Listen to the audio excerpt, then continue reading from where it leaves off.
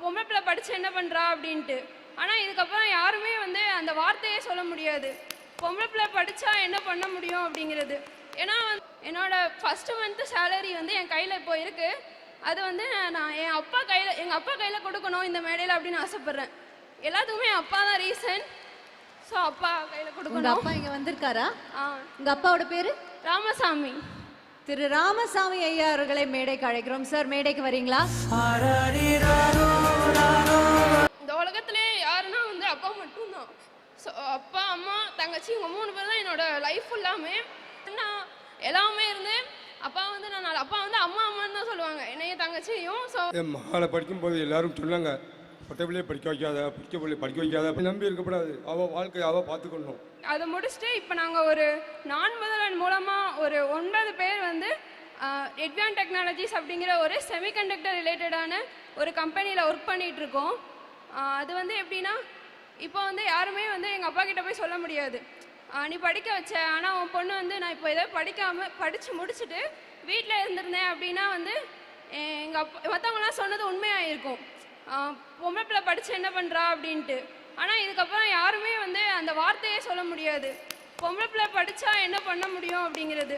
ஏன்னா வந்து கேர்ள்ஸ்க்கு தெரியும், கேர்ள்ஸோ பாய்ஸோ 2 பேருக்குமே ஒரே எய்ம் தான், நம்ம அம்மா அப்பாவை எப்படி பார்த்துக்கணும் அப்படிங்கிறது வந்து 2 பேருக்குமே காமனான ஒரு எய்ம் தான்.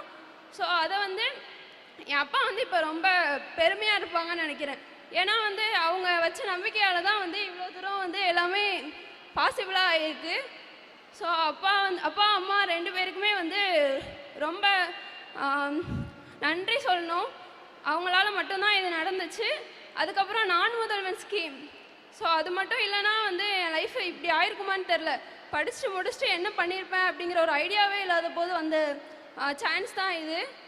ஸோ ஃப்யூச்சரில் என்ன பண்ணோம் அப்படின்னா, அப்பா அம்மாவுக்கு மழை பெய்தோ வெயில் அடிக்குதோ எதையுமே ஒரு கவலையே இல்லாமல் அம்மா அப்பா சேஃபாக இருக்க மாதிரி ஒரு பெரிய வீடு கட்டணும், மழையில் நனையாத மாதிரி.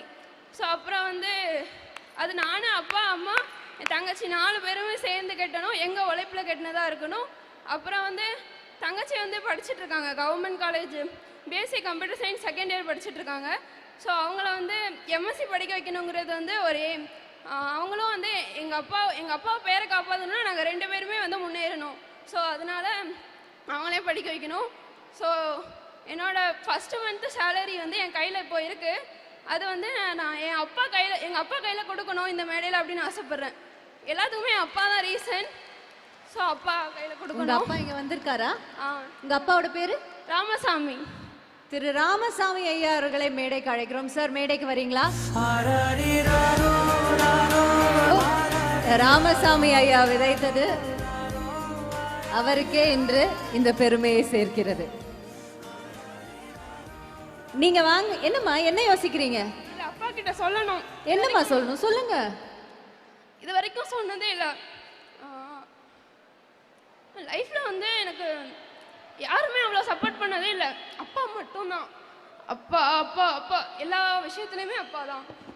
ஸ்கூல்லையும் சரி காலேஜ்லேயும் சரி, இதுதான் நீங்கள் நான் வந்து ஒரு விஷயம் சொல்லிட்டேன், நான் இதுதான் படிக்கணும் அப்படின்னு சொல்லிட்டேன்னா அப்பா வந்து மறுப்பே சொல்ல மாட்டாங்க.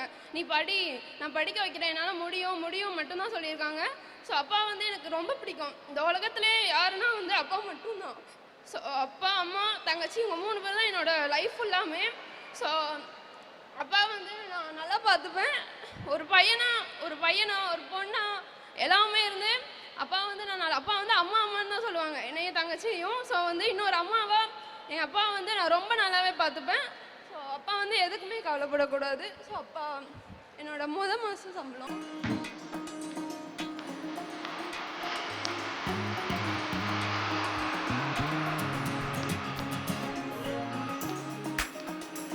ஐயா ஜெயிச்சிட்டீங்க. ஐயா ஜெயிச்சிட்டீங்க. ஏதாவது சொல்ல விருப்பப்படுறீங்களா? என் மகளை படிக்கும்போது எல்லாரும் சொன்னாங்க, பொட்டை படிக்க வைக்காத, படிக்க வைக்காதான்னு சொன்னாங்க. நான் எல்லாத்தையும் மீறி என் பொண்ணு நல்லா படிக்கணும், என்னை நம்பி இருக்கக்கூடாது, அவள் வாழ்க்கையை அவள் பார்த்துக்கணும் அப்படிங்கிற இதில் உறுதியாக இருந்தேன். அதே மாதிரி உறுதிப்படுத்திட்டா என் மகா. பெருமையாக இருக்குது. நன்றி. தேங்க்யூ. ரொம்ப நன்றிங்க ஐயா. உங்கள் பொண்ணு வந்துட்டு இன்னைக்கு உங்களை மட்டும் பெருமைப்படுத்தலை, இந்த நான் முதல்வன் திட்டத்தையும் சேர்த்து பெருமைப்படுத்தியிருக்காங்க. திட்டம் வகுத்தது அரசாங்கம் தான். நம்மளுடைய சீஃப் மினிஸ்டர் கண்டிப்பா இதை பார்த்து ரொம்ப ரொம்ப சந்தோஷப்படுவாரு. ரொம்ப ரொம்ப அவரும் ஒரு அப்பா மாதிரி கண்டிப்பா இதை பார்த்து பெருமைப்படுவாரு. சீக்கிரம் வீடு கட்டுங்க. ஓகேயா?